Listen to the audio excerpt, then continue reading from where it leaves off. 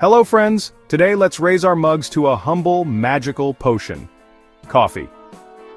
The aroma of freshly brewed coffee is a universal language. It speaks of comfort, warmth, and the promise of a new day. Across cultures and continents, this beloved beverage has become an integral part of our daily rituals. It's the warmth that greets us on early mornings, the sparks that fuels late-night dreams, and the pause that resets a hectic day. In every drop, there's a story of beans grown in distant lands, of hands that harvested them with care, of moments shared over steaming cups. Today it's a drink we cannot do without. However, the story of the magical power of coffee comes from faraway country, in a time where people still lived in harmony with nature. So, let's embark on this aromatic adventure. The origins of this legendary tale stretch back to the 9th century in the remote highlands of the Kaffa region in Ethiopia, where a goat herd named Kaldi faithfully tended to his herd. Each day as he led his goats to graze upon verdant pastures, Kaldi observed an extraordinary phenomenon. High animals became remarkably, their vigor so heightened that they appeared almost to dance. Intrigued, the herdsman investigated and plucked some of the crimson berries the goats had consumed just before their sudden burst of vitality. Compelled by curiosity, he sampled the berry himself. What ensued was nothing short of miraculous. Within moments he was overcome by an invigorating surge of energy, his senses sharpened, his weariness banished. Recognizing the profound significance of his discovery, Kaldi hastened to the nearest monastery, eager to share the wondrous properties of these mystical beans with the monks. Skeptical yet intrigued, one among them resolves to test Kaldi's claims. The daring monk prepared an infusion from the beans and upon drinking it, experienced an unparalleled clarity of mind, an unyielding focus that defied fatigue. Thus, the potent elixir became an indispensable aid in their nocturnal devotions, sustaining them through long hours of prayer. From that moment, coffee beans were woven into the fabric of Ethiopian life, consumed raw, brewed into beverage, and even incorporated into sacred rituals. As word of their extraordinary effects spread, so too did the beans themselves, traversing ancient trade routes from Ethiopia to the Arabian Peninsula.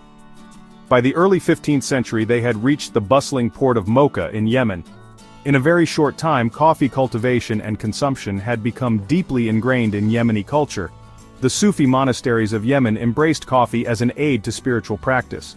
The stimulating effects of coffee allowed Sufi mystics to stay awake during their long nights of prayer and chanting, so this beverage became an integral part of Sufi rituals, fostering a sense of community and shared devotion. The Yemenis, recognizing coffee's immense value, began cultivating it on a large scale.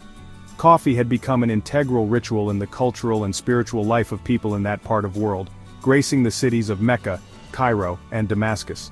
By the dawn of 16th century, coffee houses, known as khanes, began to spring up in cities across the Middle East, becoming important social and cultural hubs. Yemeni traders played a crucial role in spreading coffee throughout the Middle Eastern world. They carried coffee beans along their trade routes, introducing the beverage to new lands and cultures. To maintain control over its proliferation, they developed methods of processing the beans, partially boiling or roasting them to prevent germination. Its ascendancy reached new heights with the Ottoman conquest of Yemen in 1536, when the governor Ozdemir Pasha, enraptured by the exquisite beverage, introduced it to the court of Sultan Suleiman the Magnificent in Istanbul.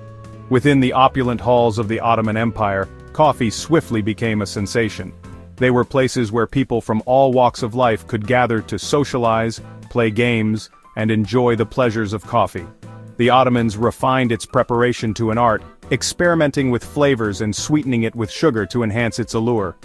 They developed elaborate rituals around coffee preparation and consumption. Coffee beans were roasted and ground in front of guests, filling the air with an intoxicating aroma. The rise of specialized jezve, small, long-handled pots, and the esteemed role of the kaveji or coffee master, further cemented its cultural significance. Coffee was, and in delicate cups. It evolved beyond mere sustenance into a symbol of prestige, so much so that husbands were expected to provide their wives with ample coffee, a testament to its status as marker of wealth and refinement.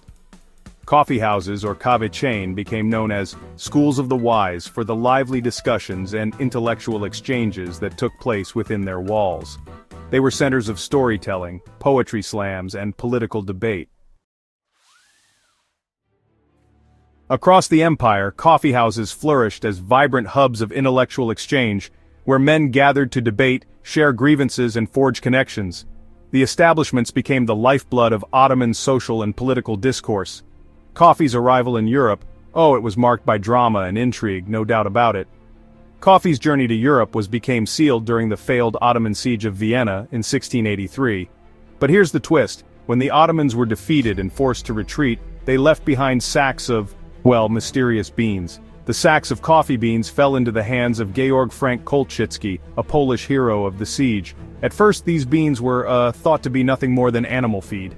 Recognizing their worth, he pioneered Vienna's first coffeehouse, serving the brew in Janissary attire, a masterstroke of branding. He knew exactly what they were, coffee beans. And he also understood their incredible potential.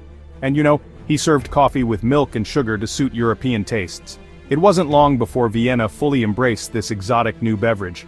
Thus, coffee entered Europe in triumph, its rich, invigorating essence captivating the continent and, ultimately, the world. Coffeehouses began popping up all over the city, becoming the heart of social life. And just like that, coffee became a symbol of, sophistication and refinement. Quite the journey for those humble beings, wouldn't you say? Today, this storied elixir remains a testament to human curiosity, ingenuity, and the enduring power of a single, extraordinary discovery. It all starts with the coffee plant, a humble shrub that thrives in tropical climates. So, for over 1,000 years, coffee has been more than just a drink. It has fueled revolutions, inspired creativity, and connected cultures. Today, coffee remains a daily ritual for millions, a source of energy, comfort, and community. Its rich history reminds us that a simple bean can change the world, one cup at a time. If you like the story, you can like, comment, and share, and if you want to support us, click the subscribe button. Thank you for your attention.